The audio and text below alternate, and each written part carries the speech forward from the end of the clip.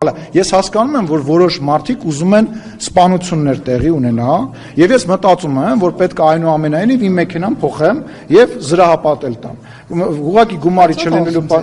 օրինակ վերջերս մի հատ սրիկա դաշնակցական, ում եթերում էր, սպասեք հիշեմ, ում էր խոսում, հա, ում եթերում էր։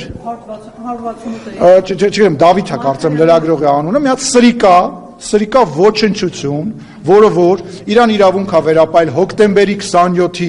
մասին ասել, որ դա ընդվզում էր եւ դրանից հետո լինելու պորտկում էր, ընդվզում էր եւ հետո ասում է, որ նման բան է տեղի ունենալու եւ դա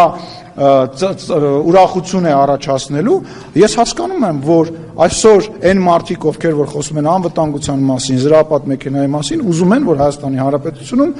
սպանություններ տեղի ունենան քաղաքական, Հայաստանի Հանրապետությունում քաղաքական սպանությունների էջը 2018 թվականի ցեսկում փակած է, իսկ այդ դաշնակցական սրիկան պատասխան է տալու։ Թող ինքը իմանա։ Պարոն Սիմոնյան, վարչապետը Մենակ դաշնակցականներն են վտանգավոր։ Չգիտեմ, իսկ դուք վտանգավոր եք։ Չգիտեմ, եթե կամ Իսկ ձեզ ծոմա տենց ստուգում ասում են դուք դաշնակցական եք։ Ինչ հարց եք տալիս ում հասկանամ։ Այդ ինչ քաղաքական եւ լրատվական իմաստուներ եք հարցնում։ Բոլոր այն մարդիկ, ովքեր սրիկա են եւ մտածում են, որ հոկտեմբերի 27-ը դա ընդվզում է եղել եւ արդարացնում են Վազգենի, Կարեն Դեմերչյանի, Բախշյանի եւ մնացածի սպանությունները, իրանք սրիկա են եւ իրանցից պետքա զգուշ մնալ ու դա ինձ թվում է տրամաբանական։ Այլ հարցեր ունեք։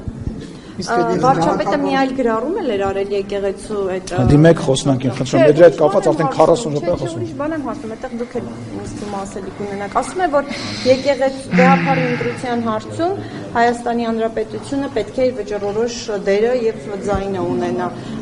Ուրեմն ես եկեք sense մեկնաբանեմ, նախ եւ առաջ վարչապետի